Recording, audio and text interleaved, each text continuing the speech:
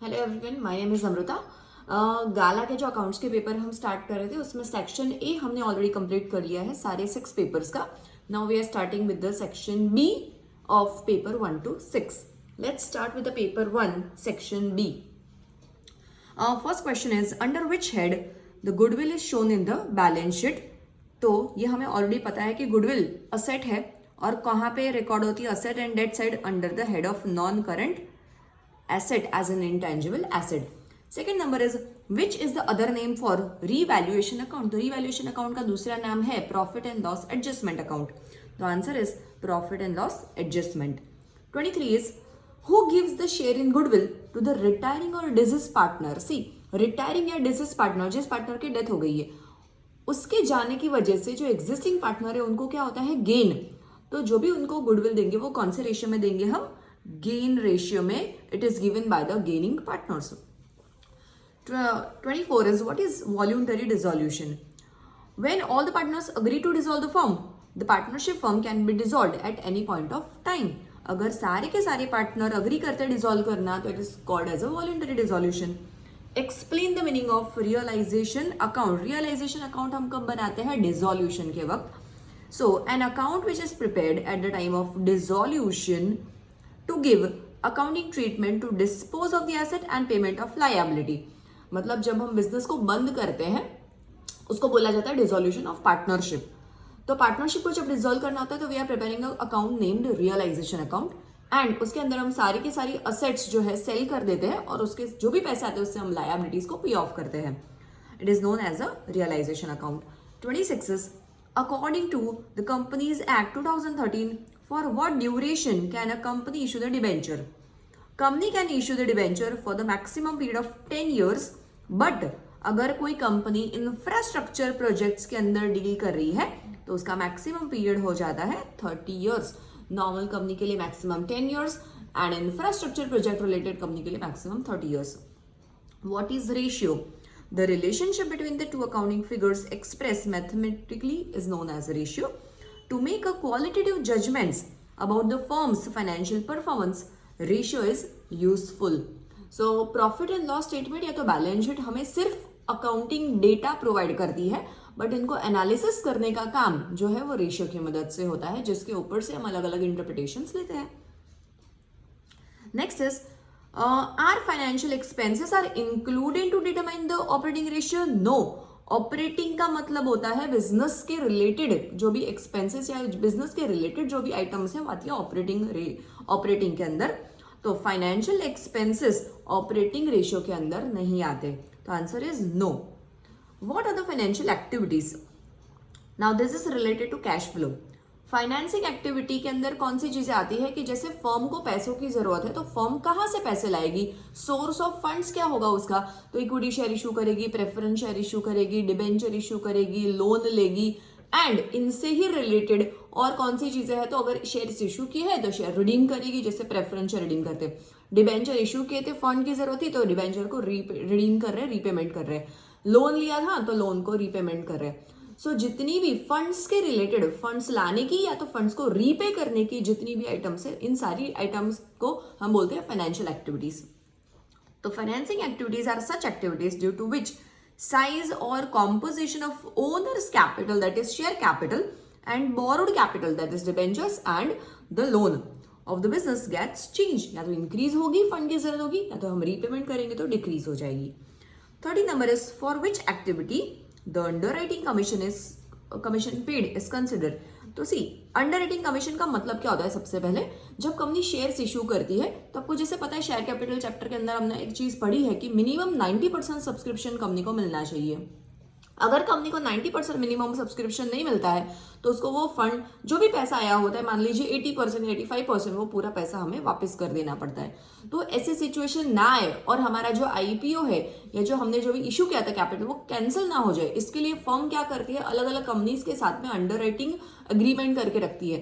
Underwriting का agreement का मतलब यह है कि इनकेस अगर किसी कंपनी का 80-85% जितना सब्सक्रिप्शन आ गया है पर 90 नहीं पहुंच पा रहा है किसी रीजन से, तो जिन कंपनी के साथ हमने वो अग्रीमेंट किया हुआ है वो कंपनीज उस बैलेंस अमाउंट को, जो भी डिफरेंस अमाउंट आया है सब्सक्रिप्शन 90% करने के लिए, वो फंड परचेस कर लेती है, शेयर्स परचेस कर लेती है, या तो मान लीजिए डिबेंचर परचेस कर लेती है।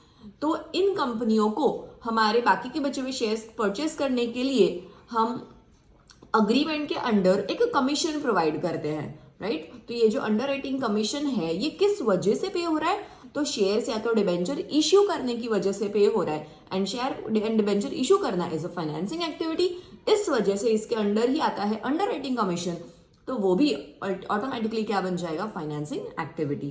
तो आंसर इज फाइनेंसिंग एक्टिविटी। चलिए अब पेपर 2 स्टार्ट करते हैं, section B. 21 question is again paper 2 का section B. What is capitalise profit? Capitalise profit ये हमने किस में पढ़ा है, चैप्टर गुडविल के अंदर। Capitalise profit means a capitalise value of average profit on the basis of expected rate of return. अगर आपको इसका फॉर्मूला याद ना हो तो वो भी मैं आपको बता देती हूँ। इसका फॉर्मूला था कैपिटलाइज प्रॉफिट का, capitalise profit is equal to average profit, जो भी आपने फर्स्ट मेथड एवरेज प्रॉफिट वाली मेथड या तो फिर वेटेड एवरेज प्रॉफिट वाली मेथड, दोनों के हिसाब से किसी में से भी गिना होगा, वो average profit into 100 divide by आपका जो भी एक्सपेक्टेड रेट ऑफ रिटर्न आता है वो। तो यह हो गया हमारे कैपिटलाइज प्रॉफिट का formula. 22nd is what is reconstruction of partnership firm? Reconstruction का मतलब होता है changes in the partnership firm related to, अगर प्रॉफिट शेयरिंग रेशियो चेंज हो रहा है, एडमिशन हो रहा है, रिटायरमेंट हो रहा है, डेथ हो रही है किसी पार्टनर की, तो वो सारी चीजें। So what is the reconstruction of the partnership firm? Reconstruction of partnership means changes in the partnership due to several reasons, और ये रीजंस मैंने अब जस्ट आपको बताया, चेंज इन प्रॉफिट शेयरिंग हो गया, एडमिशन हो गया, रिटायरमेंट हो गया, या तो किसी पार्टनर की डेथ हो गई। 23 why is it compulsory to give the public notice about his own retirement by the active partner? अगर एक्टिव पार्टनर रिटायर होता है तो उसको पब्लिक नोटिस देने की क्या जरूरत है? अगर मान लीजिए जो पार्टनर रिटायर हो गया और उसके भरोसे या उसके साथ में हमने पहले से कोई अग्रीमेंट करके रखा है या कोई बिजनेस सोच के रखा है, ठीक है, उसके जाने के बाद उसको नुकसान ना हो, अगर वो चला जाता है तो या तो नुकसान ना हो, या तो फिर जो थर्ड पार्टी है जिसने उस रिटायरिंग पार्टनर के भरोसे वो बिजनेस हमसे किया था, कोई अग्रीमेंट किया था, तो उससे उसको नुकसान ना हो। क्योंकि अगर ऐसा होता है तो रिटायरिंग पार्टनर की रिस्पॉन्सिबिलिटी बन जाती है उस पर्टिकुलर थर्ड पार्टी की तरफ। तो that is the reason. Answer में इसको कैसे लिखेंगे? An active partner is required to give the public notice regarding his retirement, otherwise is responsible for the liabilities toward the third parties arising from the activities after his retirement।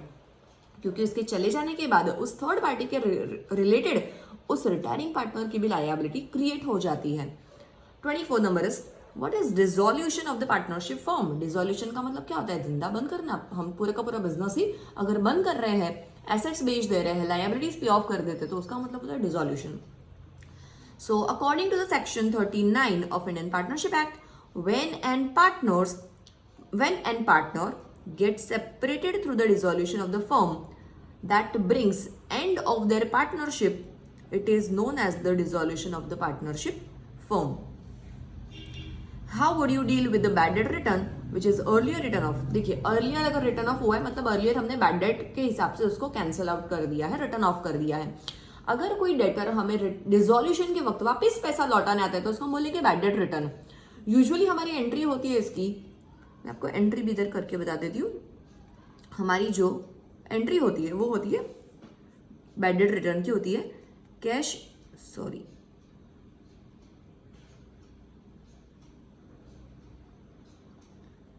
हमारी जो entry होती है यहाँ पे वो होती है cash oblique bank debit to bad debt return, ठीक है।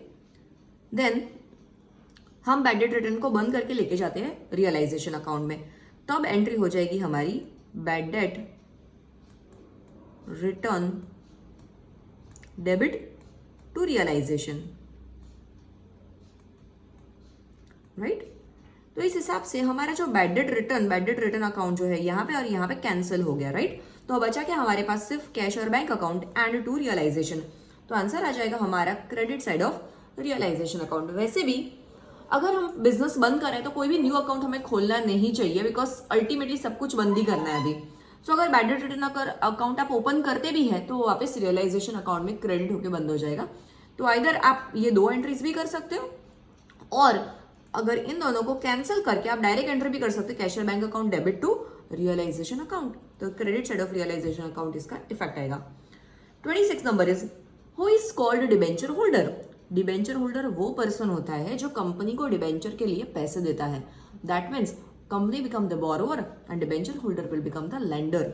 चलिए, those who gets the debenture by the giving money. Debenture holder कौन होता है?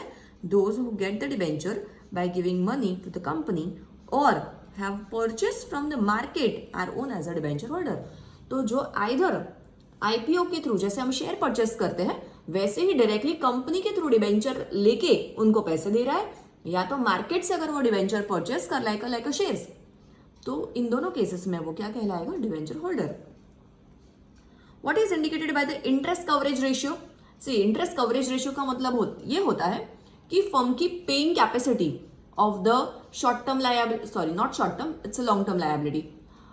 It shows, interest coverage ratio show करता है कि कंपनी के पास कितना प्रॉफिट है टू पे of its interest on long term borrowing of the company. मतलब कंपनी के पास कितना प्रॉफिट कमाया है जिससे वो अपना इंटरेस्ट पे ऑफ कर सके। Interest coverage ratio shows the relationship between the profit before tax and interest on long term date.